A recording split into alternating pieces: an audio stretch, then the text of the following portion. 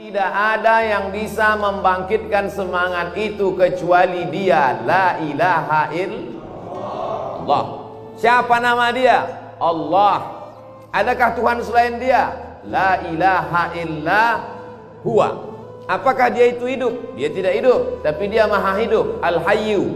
Apakah Dia mengatur hidup aku? Al-Qayyum. Dia mengatur hidupku. Apakah Dia mengantuk? La ta'khudhuhu sinatun wala naum. Apa punya Dia? Apa yang Dia miliki? Lahu ma fis samawati wa ma fil ardh.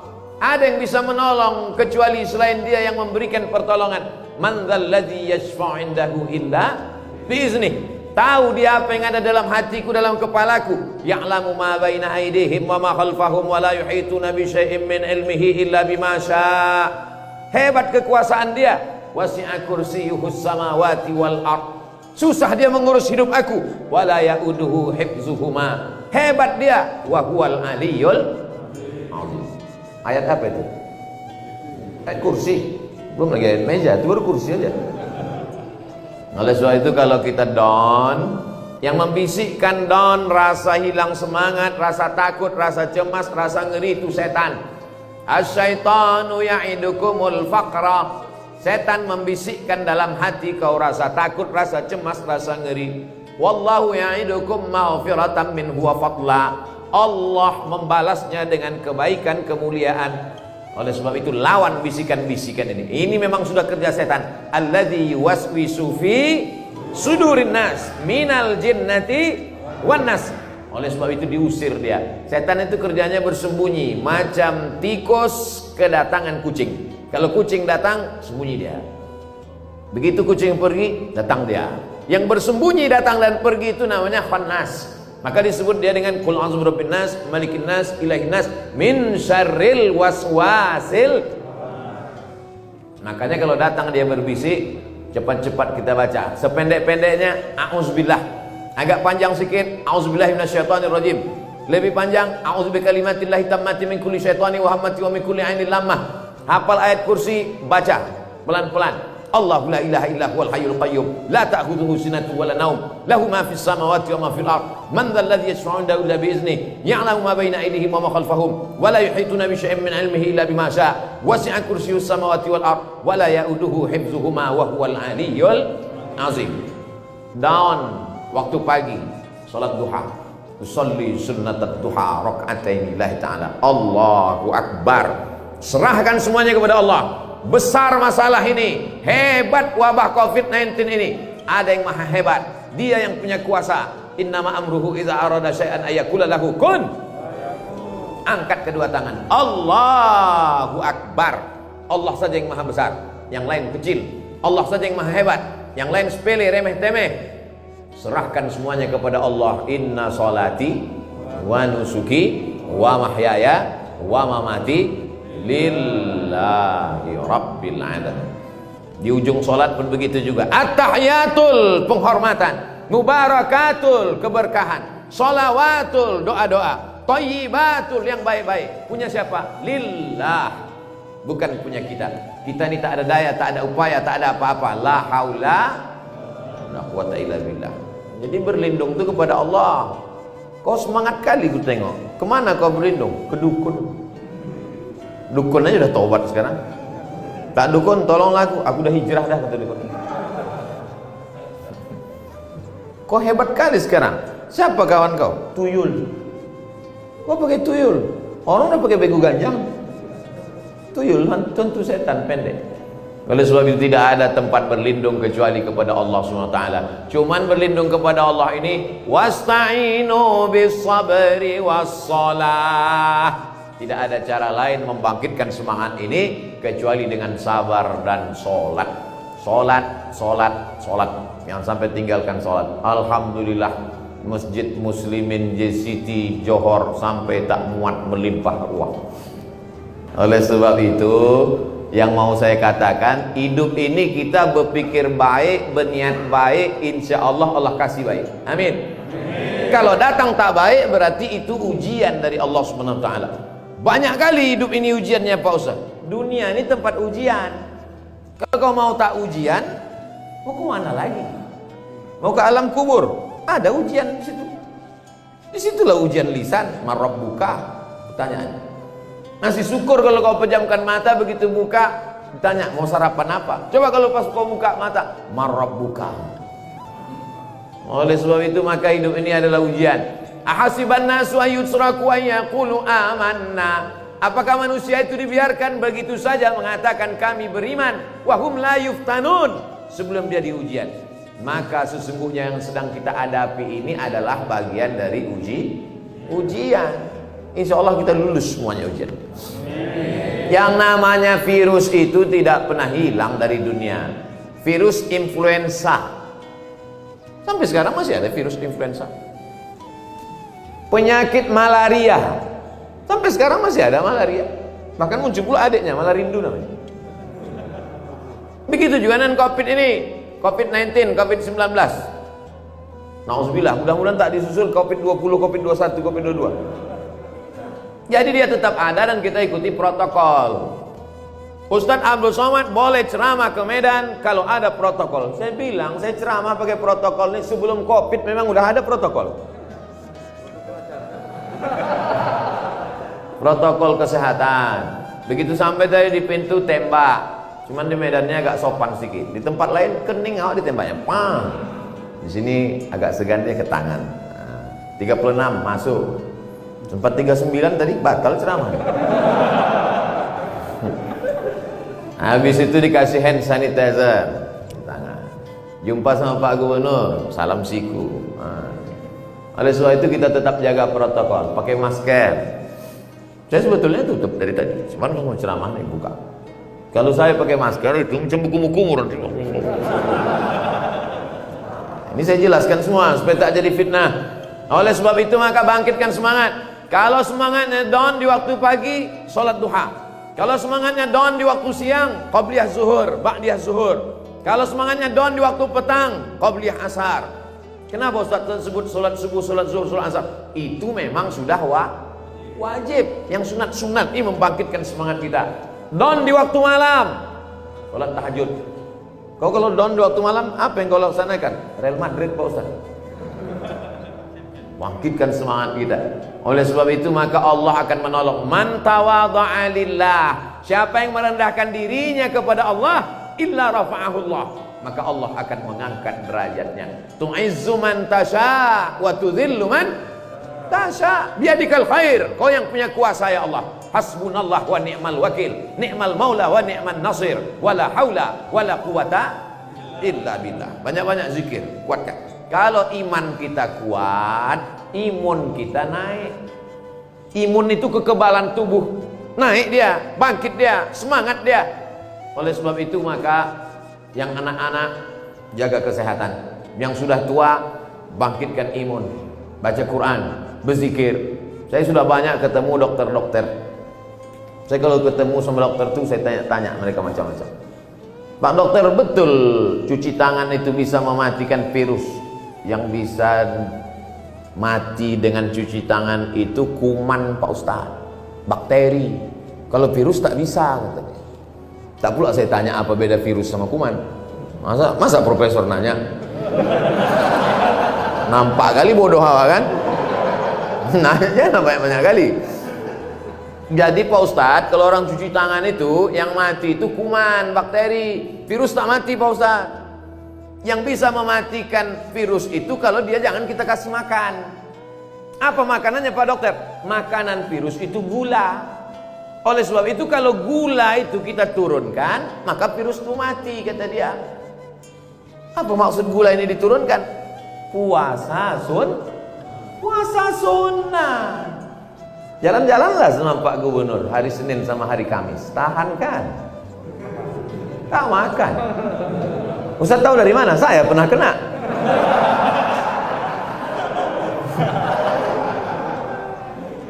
Saya memang selalu ngajak puasa. Mari kita puasa Senin Kamis. Mari puasa. Ustaz Somad puasa. Kenapa Ustaz tak puasa? Aku musafir dari Riau. Jauh. Rupanya Pak Gubernur puasa. Oleh sebab itu maka puasa sunat ini bagus sekali. Saya jumpa sama Pak Dokter kena penyakit diabetes mellitus. Kalau udah kena dia ke kulit, meletus-letus kulit itu. 17 tahun kena diabetes, sembuh total, sehat karena puasa sunnah. Ayatnya pula yang dibaca oleh qari kita tadi, inna iddatas syuhuri indallah 12 syahran fi kitabillah. Sesungguhnya bulan itu ada 12 yang ditetapkan dalam kitab Allah. Minha arba'atun hurum, ada 4 bulan mulia, Zulqa'dah, Zulhijjah, Muharram. Dan kita sedang berada di bulan Agustus pula, kata dia. Memanglah Agustus. Zulqa'dah, Zulhijjah, Muharram. Yang satu lagi apa? Bulan Rajab. Maka di bulan-bulan ini banyak bagus puasa sunnah. Oh, kalau gitu tadi Ustaz puasa? Enggak, mana aku puasa? Udah diajak makan di restoran konseptan. Seumur-umur baru tadi saya makan makanan sawi langsung dari negeri Tiongkok. Luar biasa. Saudara yang dimuliakan Allah Subhanahu wa taala. Oleh sebab itu maka kuatkan dengan ibadah. Salat-salat sunat sudah, puasa sunat ternyata luar biasa. Banyak orang-orang sehat. Kemarin jumpa sama Pak Profesor, dokter. Kata Pak Dokter, ada satu mengeluh. Saya ini kena penyakit gula Pak Dokter. Apa obatnya? Apa kata Pak Dokter? Jangan makan nasi. Jangan makan nasi. Karena di nasi itulah banyak gula, kata dia. Pas pula di piring saya sendok 2 sendok besar. Dalam hati saya, mak aku ditembak dokter. Rupanya di situlah letak. Sudah tertulis di kepala kita, kata Pak Dokter kemarin malam. Sudah tertulis di kepala kita, kalau tak makan nasi mati. Kalau tak makan nasi mati. Alhamdulillah Pak Ustaz, saya tak makan nasi lagi. Terus kau makan apa? Makan lontong. Sama aja. Oleh sebab itu maka kita luruskan mindset kita ini. Buktinya ketika kita puasa, Pak Ustadz Somad, saya ini kena penyakit mah akut. Kalau sudah sampai jam 12 siang, berputar rasa usus saya itu Pak Ustadz. Berputar usus saya itu, sakitnya minta ampun Pak Ustadz. Tapi kalau saya puasa, tenang. Kenapa orang ketika dia kena penyakit mah, ketika dia sedang tidak puasa, ususnya melilit. Tapi ketika dia sedang puasa, tenang. Rupanya otaknya sudah memprogram. Otak ini berkata kepada usus, hai usus, kau keluarkan asam lambung jam 8 pagi sarapan, makan siang, makan malam. Maka keluarlah asam lambung 3 kali untuk menghancurkan makanan. Tapi begitu dia katakan, nawaitu shauma ghadin, aku berniat besok puasa Senin, puasa Kamis, puasa Ayyamul Bait 13, 14, 15, maka otak memerintahkan kepada usus, hai usus, jangan kau keluarkan asam lambung besok siang karena tak akan ada makan siang. Begitulah kuasa otak. Siapa yang memberikan kuasa itu kalau bukan Allah Subhanahu. Oleh sebab itu belajar Islam ini jangan cuma belajar masalah akikah, masalah walimah, masalah takziah, tapi Islam ini mencakup segala aspek kehidupan, aspek kesehatan, aspek politik, aspek moral. Lagi-lagi kuatkan dengan puasa sunat. Apalagi ibu-ibu yang kemarin puasanya 7 hari tinggal di bulan Ramadan. Saya kalau cerita puasa ini selalu saya sebut ibu-ibu karena puasanya tinggal. Rupanya ibu itu tinggal 7 hari, bapak itu 17 hari. Man mata, siapa yang mati, wa alaihi siyamun, punya utang puasa, soma'an waliyuhu, ahli warisnya wajib menggantikan puasanya. Oleh sebab itu jangan sampai mati dalam keadaan meninggalkan hutang puasa. Ganti. Yang kemarin-kemarin itu ganti. Satu anak itu ibu tidak puasa 3 bulan. Satu anak 3 bulan tak puasa. Ramadan saat hamil, Ramadan saat menyusukan, Ramadan menyusukan 2 kali, 2 tahun. Ibu 3 bulan puasa? Enggak Pak Ustaz. Terus waktu nyusun kemana? Udah kuserahkan ke kambing, udah kuserahkan ke sapi. Oleh sebab itu maka 3 bulan mesti diganti puasa itu. Karena kalau sampai mati dalam keadaan meninggalkan hutang puasa, tak selesai. Ahli waris wajib menggantinya. Nah, ini cara membangkitkan imun, membangkitkan semangat. Tapi tetap ikut protokol kesehatan, pakai masker, cuci tangan dan lain sebagainya. Ini sekarang manusia menghadapi COVID ini terbagi 2 Bapak Ibu. Ada satu kelompok yang amat sangat berani menghadapi Covid. Ditantangnya pula Covid itu. Mana Covid itu? Biar kumur-kumur pakai Covid. Yang satu lagi pula terlalu takut kepada Covid. Takut. Sampai bersin pun ditahan. Rupanya keluar dari bawah. Oleh sebab itu menghadapi Covid ini kita tetap berikhtiar. Karena kita adalah ahlus sunnah wal jamaah. Kita bukan ahlul bid'ah. Kita adalah orang-orang yang beramal karena Allah Subhanahu wa taala. Tetap pergi kerja, langkahkan kaki pagi, bismillahi tawakkaltu 'alallah, la haula wala quwata. Komandan angkatan laut masih mau ke masjid ikut pengajian. Gubernur, tentara, bintang 3 masih mau ikut pengajian. Ini baru jadi RT udah tak ke masjid. Oleh sebab itu maka ini adalah pelajaran kita bersama. Dulu waktu masih Pak Gubernur belum jadi gubernur, saya ketemu beliau di masjid. Jumpa di masjid di Sibolga, jumpa di masjid di Medan. Setelah jadi gubernur, ketemu pun di masjid. Kemarin subuh dengan Bang Ijek, jumpa di masjid. Saya pikir mereka ini sudah sibuk, banyak tamu, tak sempat lagi ke masjid. Jumpa di masjid. Banyak juga di tempat lain pas kampanye aja jumpa di masjid. Habis itu tak ada ke masjid lagi. Tapi mereka tidak. Setelah saya telusuri, rupanya mereka memang orang-orang masjid. Jadi ada mobil pembersih. Gimana ceritanya Bang ini mobil-mobil pembersih masjid? Inilah Pak Ustadz, kita ini kan diajarkan supaya jaga kebersihan. At-tahuru syatrul iman, kesucian, kebersihan sebagian dari iman. Tapi kadang kita malu. Kalau di tempat tetangga sebelah itu kita tanya mereka, mana WC-nya? Tapi kalau tempat kita tak perlu kita tanya. Kita pejamkan mata, cium aja napas, langsung tahu di mana letaknya. Oleh sebab itu makalah muncul mobil-mobil gratis pembersih WC ini Pak Ustaz. Jadi mereka memang orang-orang masjid. Peradaban kita dibangun dari masjid. Oleh sebab itu masjid ini cantik luar biasa. Dari mulai kubahnya, indah kaligrafi, Asmaul Husna, lampu-lampunya, keramiknya, macam kaca di bawah. Hati-hati yang pakai kain. Oleh sebab itu AC-nya, Masya Allah. Kami di dalam ini menengok kalian yang di luar tuh macam akuarium. Macam-macam ikan mas koki nampak kan.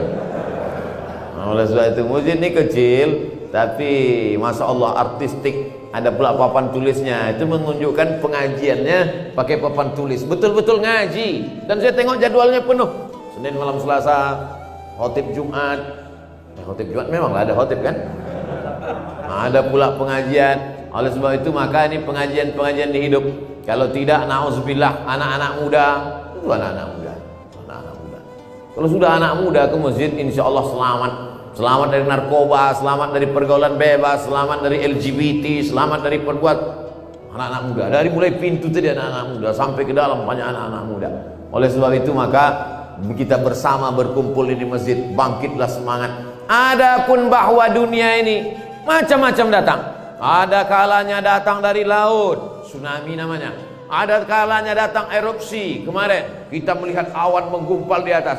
Sejak dari zaman dulu sampai hari kiamat nanti dunia ini akan terus begini. Tak ada amannya, tak ada damainya. Oleh sebab itu bagaimana kita menjalaninya bergantung kepada Allah, memperkuat ibadah. Falya'budu rabb hadzal bait. Banyak-banyaklah kau beribadah kepada Allah. Kalau kau banyak beribadah kepada Allah, dua dijanjikan Allah. Apa dia? At'amahum min ju'. Kalau kau lapar dikenyangkannya perutmu. Wa amanahum min khauf. Kalau kau takut diberinya kau rasa aman dari rasa takut. Orang kalau terlalu takut tuh nggak bisa tidur Pak.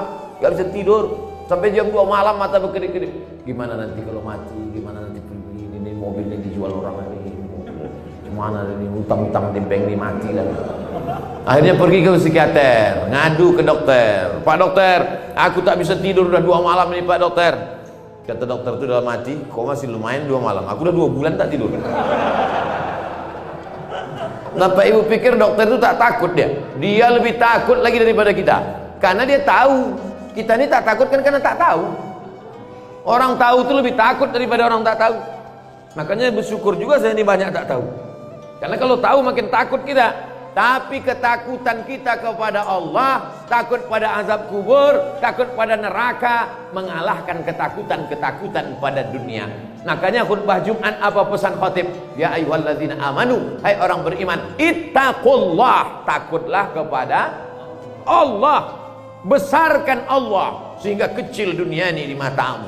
Habiskan takutmu untuk Allah sehingga tak tersisa pada yang lain. Kalau tidak, kita ini terlalu takut, cemas, ngeri, takut, cemas, ngeri, jantung deg-degan, tak normal. Coba rasa dada masing-masing, gimana? Alhamdulillah saya masih normal lagi. Ada sebagian orang itu tak normal, macam-macam bunyinya di dalam.